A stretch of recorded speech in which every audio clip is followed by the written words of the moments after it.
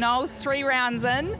Who has impressed you, given it's been a pretty challenging time for quite a few franchises? Yeah, look, it's hard to be able to clearly make a comment on that, knowing that from one week or one round to another, people are missing key personnel in their teams, and it definitely makes it hard when that person goes one day prior to the game. So I think, a lot of things around the players that have been in the Silver Fern mix before, they know what's required.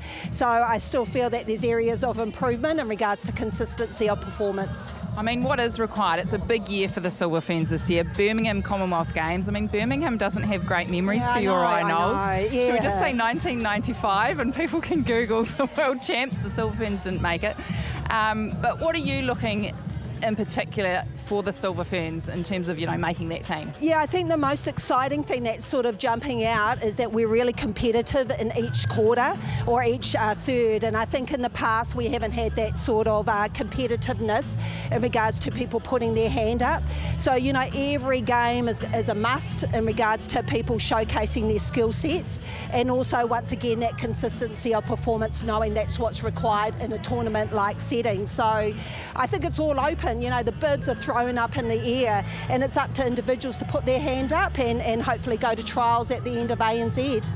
25 years we're celebrating of elite netball in this country. What does that mean for netball in New Zealand? Oh, I think, really congratulations to not only Netball New Zealand, but I think all the women who have passed before us, definitely acknowledging the way that they've paved out for women like these people who are out on court today. And moving from the amateur to now semi-professional has been a massive shift in our sport. So I think that's the first thing to acknowledge. But I mean, still showcasing our sport and still being the #1 female sport in New Zealand is phenomenal.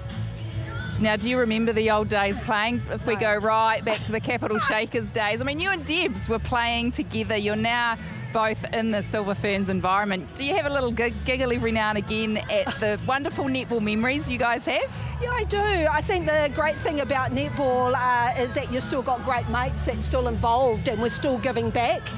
Definitely got moments of Capital Shakers Wellington, and also Otago Rebels, and people like that who have been once again and not here. So I think those are really special to us, and I think when you still think of the rivalry in the regions, it's still out there.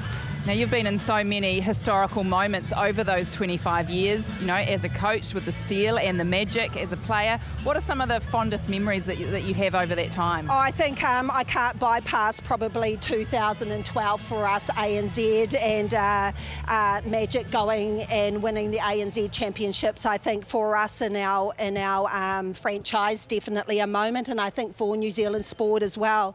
So that's probably a highlight. I think the transition from us going now back to domestic or our own competition is definitely something when I look at all the youngsters coming through and the talent that's now on display. So that's a definitely positive, and one that we're still alive. We've still had our competition in these COVID times, and we're still rocked and rolled, and we are here today. So that's always a positive as well. Finally, just quickly, Ekanasio, how good was she tonight? Oh, look, the gods are on our side, so I'm really happy about that. I thought she was fantastic. Yes, there's still a bit of work to do physically, and she knows that, but she's a woman of grace, but also she does her job. So to see her out there put 2 good quarters out is really pleasing.